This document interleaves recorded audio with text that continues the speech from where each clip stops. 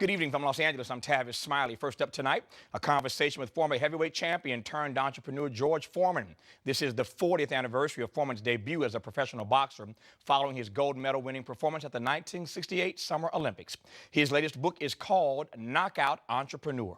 Also tonight, a conversation with Pulitzer Prize-winning journalist Fred Kaplan on the 50th anniversary of the events of 1959. In his critically acclaimed new book, Kaplan argues that many of the changes in American society that we associate with the 60s and beyond began to take place, in fact, in 1959. We're glad you've joined us, heavyweight champion George Foreman and 1959 author Fred Kaplan, coming up right now. There are so many things that Walmart is looking forward to doing, like helping people live better. But mostly, we're looking forward to helping build stronger communities and relationships, because with your help, the best is yet to come. Nationwide Insurance proudly supports Tavis Smiley. Tavis and Nationwide Insurance, working to improve financial literacy and the economic empowerment that comes with it. Nationwide is on your side. And by contributions to your PBS station from viewers like you. Thank you.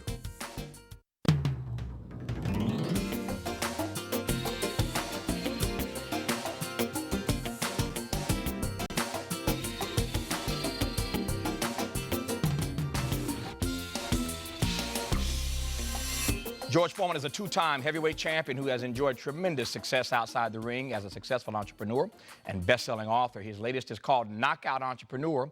He joins us tonight from New York. Champ, nice to have you on the program.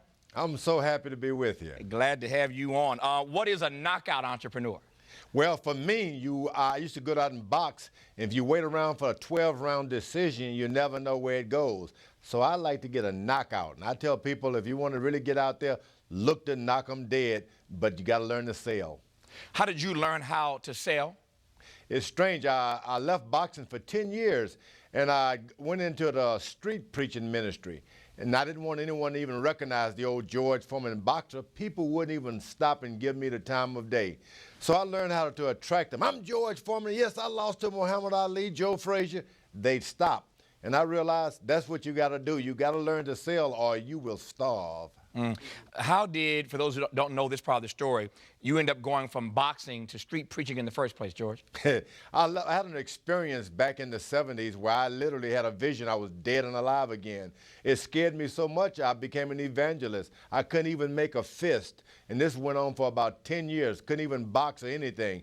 And of course, everybody started calling me brother and reverend, doing funerals and weddings. Ordained minister is what I did. And for 10 years, I didn't earn any money. And after 10 years, I became broke, bankrupt. It scared me back into boxing to support my family and my ministry. How do you juxtapose those two things, being a minister of the gospel and being an entrepreneur? I'm not saying it's obviously impossible. You're doing it well, but how do you square those two things? Well, and the most important thing is God give you the strength to look after your family. And I don't think that anyone in their right mind, and when you say, I'm a father, and I've seen a lot of guys say, I've got 1 kid, 2 kids, and I have 10 as a matter of fact. That's an easy thing to say, but can you support 10? If you do, you're going to have to get 10 jobs. And get out there. If you can't find jobs, you're going to have to create work for yourself. That's a knockout entrepreneur. Go make yourself a job. The book is full of what you call Georgisms. How did you come across many of these pieces of advice? Well, you live and you learn. I learned early on, like I said earlier, if you will starve if you don't learn to sell. There are a lot of people with the luxury of getting up every morning with a secure job, but there's always a chance that they're going to lay you off. And I decided, look, I was going to find ways to support my family no matter what. And you got to come up with isms, like the shotgun approach. You just can't count on one thing, straight shooting. You got to have a big shotgun with a scatter. The buckshots are going to get something. And I have so many businesses. Every now and then, one will be successful. When you say you have so many businesses, some of them we know, of course, the George Foreman Grill is, there are classes that are taught around the country about how you pulled that off. Take us back to how that came to be and how your name got attached to it. I love the story about this. Well, I was the darling of Madison Avenue. I'd done so many commercials from Kentucky Fried to McDonald's. You named them, I was selling them. And one friend told me, George, you're making all these companies wealthy. Why don't you get your own product? I said, sure, how much money are you going to pay me? They said, no, we'll be your partners. You get a product. and someone put this George Foreman grill in front of me. It wasn't George Foreman, and it wasn't attractive as it is now. I didn't pay much attention to it. There wasn't any money attached, but my wife kept saying, "Try it, George, I like it." She tried it, used it, and forced a burger on me. I said, "I'll do it." For 16 grills, I decided I was going to give one to my aunt and all my cousins. And the next thing you know, people would come by and say, "You know what, George, we love you." And I said, "What, my boxing?" They said, "No, the grill." Doctors started even suggesting that their patients use the George Foreman. 10 million, 20 million, and to date, over almost 120 million of those grills sold. So it really should be called George Foreman's wife's grill. Really, she got the money anyway. I'm on payroll. I'm on her payroll. See, now this takes me back to your ministry, George, because sometimes, this is me talking, not you, but sometimes it seems to me at least that God wants more for us than we even dream of for ourselves. Here you are doing a deal, and you hope to get for yourself 16 grills out of it, and now you sold 120 million of them. That's true, because I found something that worked. I was back into boxing. I needed to lose weight, but I needed protein, and I didn't want to burn my hand in the oven, so this grill was perfect. I just took it around. I was going to take it to training camps with me and make certain my family were cooking great. And next thing you know, success. You're right. It's definitely a gift from God to align yourself with something like this. So once you pull something off like the George Foreman grill, by the way, before I go forward, do you have any idea how much, and I'm not asking for specific figures unless you want to share them, but I'm just curious, because I can only imagine as much money as you made in boxing, you made a whole lot more off the George Foreman grill. How much more have you made off of that than you did in your entire boxing career? Wow, you know, if I try to put it to dollars, I wouldn't come close to it. But I even had to I sold the company after a while. You know, people want to buy 1, 2, 3. They say, "Okay, I'll buy them all." So I sold the company for over $120 million. Wow. And you have any idea off the top of your head how much you may have made in your career? Oh, no, it's been that much. Yeah. And I have too many cousins watching your show, by the way. All I need to slip up and talk. Well, you got those 10 kids, and they know their daddy's doing okay. That's right, and that's it. And someone was talking to me about the president's popularity dropping in the polls. I said, "You fix that. My kids, when I come in the house and I didn't bring money and gifts, my polls drop too." But as soon as I come in with gifts and cars, the polls would go right back up. So learn to give, and they will love you. We know the story, those of us who are fans of yours. You got 5 boys named George. You've got 5 daughters, with at least 2 or 3 of them who have the name George somewhere. George, what are the girls? That's Georgetta and Frida George. There you go. And by this time, my wife told me, "Forget it, I'll remember the names George." So you got 5 boys with George, 5 boys named George. Two of the 5 girls have some form of George in their name. All the kids, all the family work as a part of these businesses now? You know, and that too, I told my kids, there's one who's going into boxing. I suggested, look, you can do anything you want so long as you get a college degree. So Monk, who is George 3, graduated Rice University. He's a very intelligent boy. Now he's taking on boxing. He was my full-time manager and became wealthy and decided he wanted to be a boxer. Now George 3, Big Will, he's also my manager now. So and George Jr., the oldest one, they run all my businesses. Wow. What did you say to the one that wanted to become the boxer?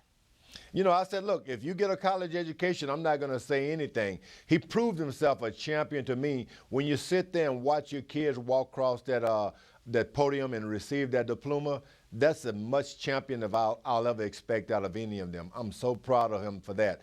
Now he want to get out and be a boxer. I'll help him split that million as well.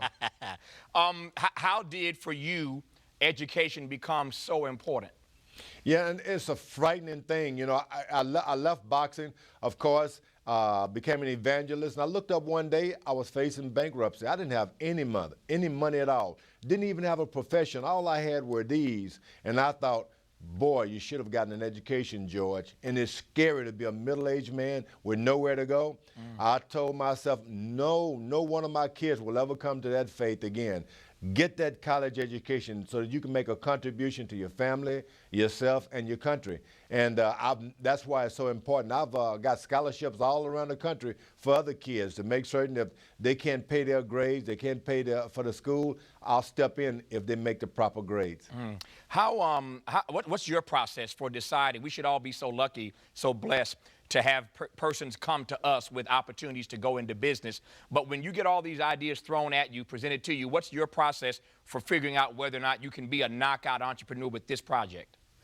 Integrity is most important thing is that whatever you get on television or you do a commercial or an ad, you say it's true, it better be true. And if someone is trying to sell me the Cadillac in the window, we can make a lot of money, George. No, it's not about making a lot of money, but can we make a lot of friends? The one thing about the George Foreman grill, you go home and I know that grill is going to take care of you because I said it would. And I don't want anything just to make $1 million and it makes enemies for me. I had enough of that in boxing. Have you always been this way and it just took time for us to see it?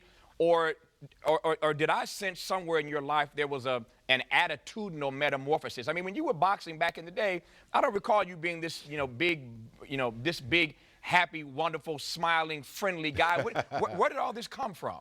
Can you believe my first role model was Sonny Liston? He was heavyweight champ of the world. Right. And his motto was, if he comes to me, I'll kill him. And if he runs, I'll catch him and kill him. And he'd stare you in the eyes, and he seemed not to have any friends at all. And I followed that philosophy for a long time. And then I had this experience, a religious experience. And I found Jesus Christ. I started screaming, Jesus Christ is coming alive in me. I had also a vision I was dead. I got a chance to get home and fall in love with my family and found out that human beings, that's the best invention ever. And I love human beings, and I'll never treat one ever bad again. The last thing I want to ask you about, because again, it speaks to your metamorphosis. We all, boxing fans at least, remember the Rumble in the Jungle, the historic fight between you and Ali, now 35 years ago. How did you get beyond that on a personal level? Wow, that was the most devastating thing that ever happened to me as an athlete. I was champion of the world. No one had ever beaten me. I'd even knocked out the guys who had defeated Muhammad Ali. Then I'm in the ring with him, beating him up pretty good. He'd hit me a few. Then after about 6 or 7 rounds, he started screaming, "That all you got, George?" What a frightening moment for me. That was all I had. He knocked me down and took my crown. Embarrassing. Where do you go from there? Devastation. I'd wake up in the nights sweating, always reliving that 7th, that 8th round where I didn't beat the count. But then, 20 years later with Michael Moore, I got the second chance and I won the title I'd lost 20 years earlier. Yeah, but you learn that now as a historical event, I'm so happy I was in that bout. Yeah. Why so? Because now when people forget about me, I can just bring up Muhammad Ali and they say, "Oh, you're the one, the rope-a-dope? Hey, I'm the dope." Remember? That's my identity, the old dope from the rope-a-dope. Yeah, it's a great joke, but George Foreman is long away from being a dope with all the money this cat has made and continues to make, being the kind of knockout entrepreneur he has become. That is his new book, Knockout Entrepreneur, by the former heavyweight champion of the world, George Foreman. Big George, love you, man. Glad to have you on the program. Thank you so much. Thanks, champ. Up next, Pulitzer Prize-winning journalist Fred Kaplan and a look at the year 1959. Stay with us.